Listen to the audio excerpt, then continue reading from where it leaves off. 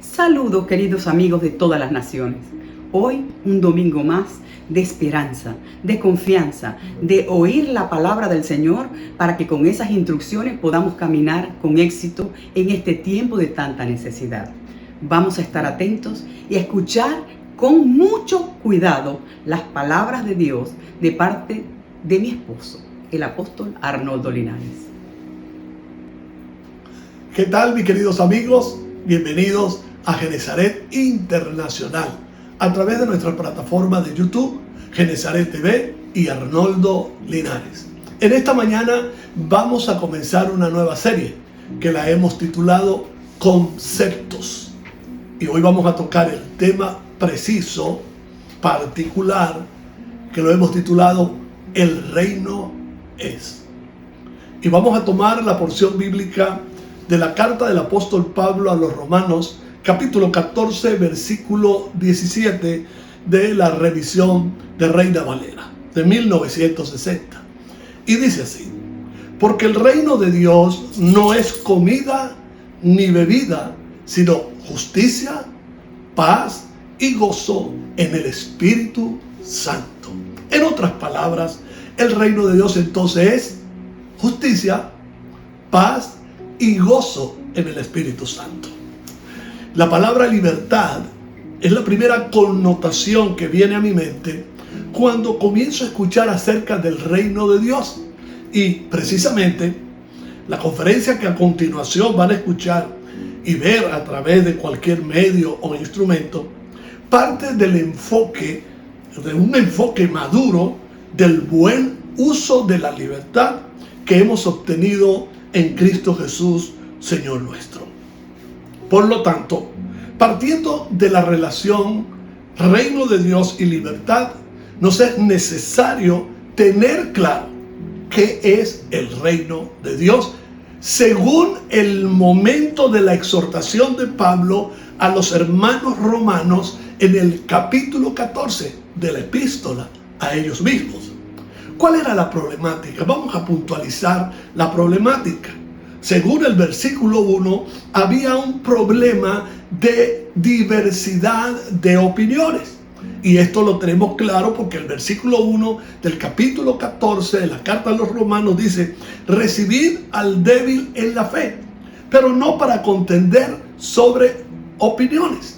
Otra de las problemáticas que allí existía y que se puede dar en cualquier grupo, especialmente en grupos eclesiásticos, en grupos religiosos o en comunidades religiosas, es que Pablo enumera como parte de la problemática en el versículo 5 de ese capítulo 14 las diferencias. Dice: antes las diferencias, Pablo le envía este escrito que dice así: uno hace diferencia entre día y día y otro juzga iguales todos los días. Cada uno esté plenamente convencido en su propia mente. Ya analizando el contexto, ¿verdad?, del texto que acabamos de leer y ponerlo como la base bíblica para este tema, el reino es, sabemos entonces que Pablo escribe en ese capítulo 14 sobre la diferencia o la diversidad de opiniones y las diferencias entre distintos miembros o feligreses de la iglesia en Roma. Por eso Pablo dice que el reino es.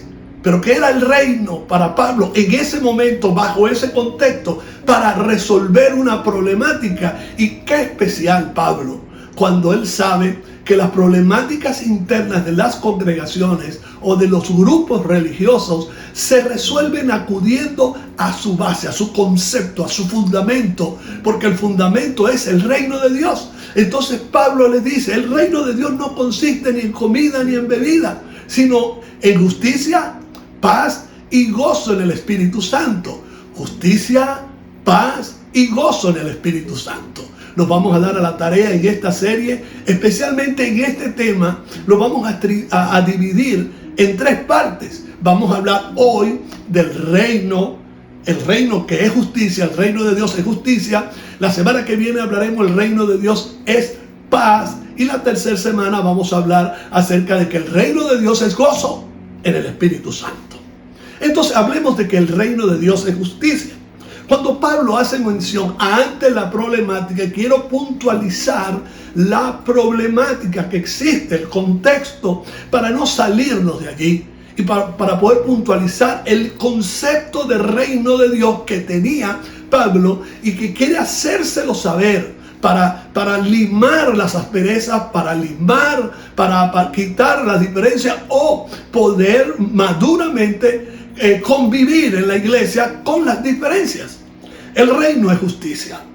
Cuando Pablo habla de que el reino es justicia, repito, en ese contexto, se refiere a la práctica de una vida de justicia. Específicamente en el andar de un cristiano o en el andar cristiano. El andar cristiano, según el modelo de Jesús, es el amor. O mejor dicho, el amar. De modo que el amor es el modo de vida que Cristo establece para los suyos. Y ahí solo vemos nosotros en Juan 13, 34 y 35, porque Jesús deja puntualmente una enseñanza sobre el amor en ese conglomerado de discípulos, en esa reunión de discípulos, en esa multitud de discípulos, especialmente los discípulos que ya estaban tomando cierto rango y nivel de liderazgo entre el pueblo. Jesús allí en Juan 13, 34 y 35 les dice: un mandamiento nuevo os doy. 2 puntos. Que os améis unos a otros, como yo os he amado. Que también os améis unos a otros.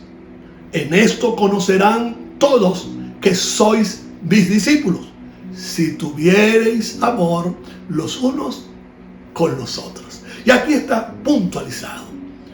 Justicia. La justicia sería efímera si no está fundamentada en la fuerza, en la solidez del amor.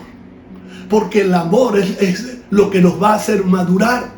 El amor es lo que nos va a hacer entender. El amar es el que nos va a ayudar a podernos proteger los unos con los otros y no los unos de los otros.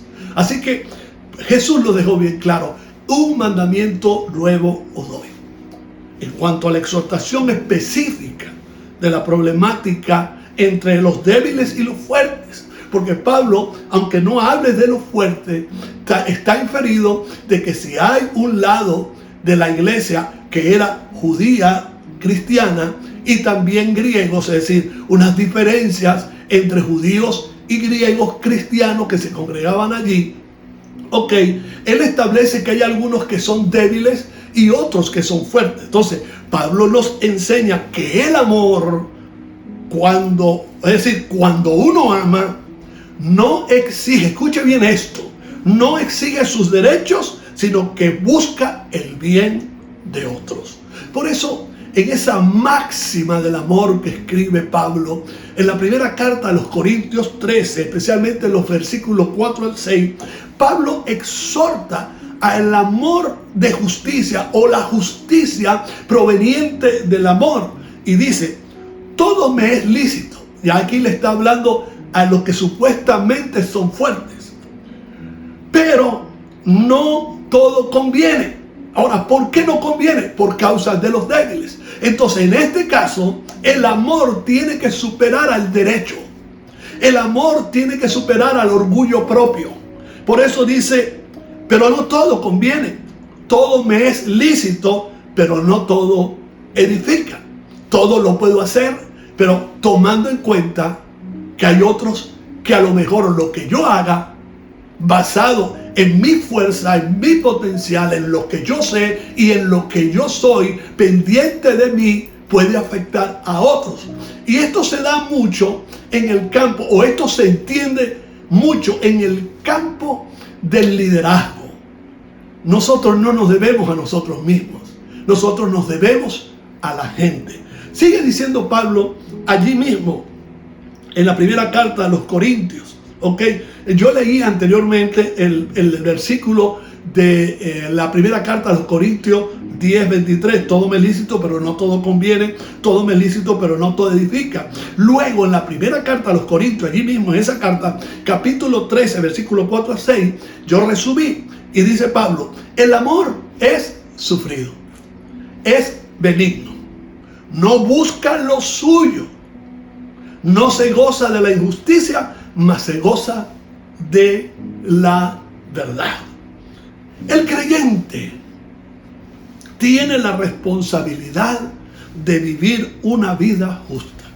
Y para comenzar a vivir una vida justa, lo primero es que se debe entender lo efectivo que es el amar al prójimo y el amar a la gente y el amar a nuestro entorno, teniendo en cuenta la condición de cada uno.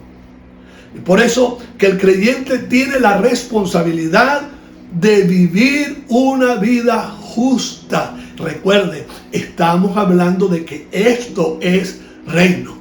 No es simplemente la revelación de principios y revelaciones de forma de saber lo que otros no saben. No, yo creo que el secreto y la firmeza de los fundamentos y la solidez del reino está en la vivencia de aún de lo más básico, de lo que en nuestra vida cotidiana necesitamos practicar. Mucho más cuando tenemos gente que se reúne con nosotros y que pertenecemos a un grupo y que no somos gente aislada.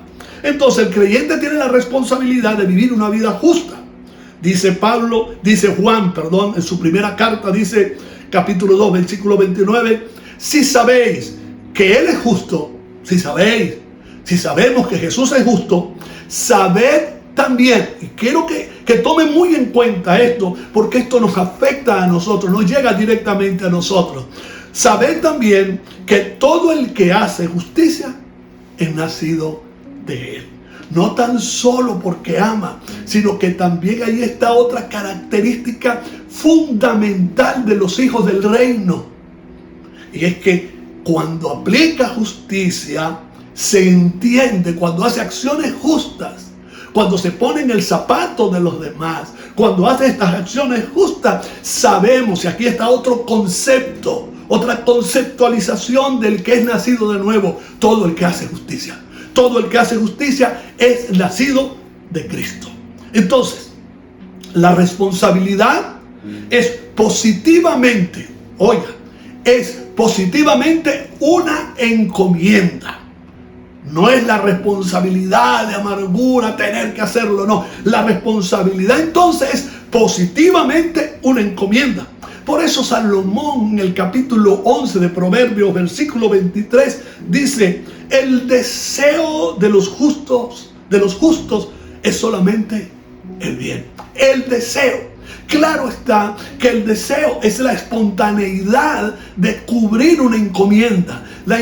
Es la espontaneidad de hacer las cosas a buen gusto porque nacen del corazón. El deseo de los justos es solamente el bien. De modo que todo encargo debe ser hecho con el justo juicio de un hijo de Dios. Dice el profeta Isaías unas palabras extraordinarias y muy buenas para aplicarlas para nosotros los que hemos sido justificados y santificados en Jesús. Dice Isaías 26:7: el camino del justo es rectitud. Las obras del justo, las actitudes del justo, las acciones del justo siempre tienden hacia la rectitud, hacia la integridad, hacia la transparencia, a buscar la manera de no producir daño. Y cuando esto se cumple, ese cumplimiento posee una remuneración. Dice Salomón en el Proverbio 11:31, dice: ciertamente el justo será recompensado en la tierra. Esperemos pues que nuestro comportamiento en rectitud como justo, hijo de Dios, practicante de la justicia, sabiendo lo emblemático del reino, que el reino no es comida ni bebida, sino que es justicia. Y esa justicia está por encima de nuestros gustos, por encima de nuestros caprichos y por encima de nuestros deseos. Repito el texto de Salomón: ciertamente el justo será recompensado en la tierra. Y quiero cerrar con esta reflexión. Imposible que un hijo de Dios, un ciudadano del reino, se preste para la injusticia, para la descalificación, el soborno, los falsos testimonios, la injuria, es decir, agravio o daño contra el honor y la dignidad de alguna persona, la falsificación, el rechazo, es decir, de algunos porque son débiles, por otros que son fuertes, y tener relegados a un segundo plano a alguien. Y también es imposible que un hijo de Dios, ciudadano del reino, practicante de la justicia, practique el desprecio. Así que hoy los dejo con esa reflexión. Somos hijos del reino de Dios, y el reino de Dios es justicia. De modo que el comportamiento de un hijo de Dios y ciudadano de este maravilloso reino es practicar la justicia. Y para practicar la justicia hay que ser humildes. Por eso nos humillamos delante de Dios para practicar la justicia y saber que lo justo no es conseguir que nuestros derechos se cumplan o nos cumplan con nuestros derechos. A veces hay que echar a un lado todos los derechos que tenemos para beneficiar a los más débiles, a aquellos que no tienen la solidez, y respetarlos, levantando su honor y su dignidad. Que Dios le bendiga. Nos despedimos con hoy, con la confianza de saber qué es el reino de Dios y ponerlo en práctica. Nos vemos en una próxima oportunidad y por favor, síguenos en todas nuestras redes y suscríbete, dale a la campanita para que te lleguen todas nuestras notificaciones. Un gran abrazo.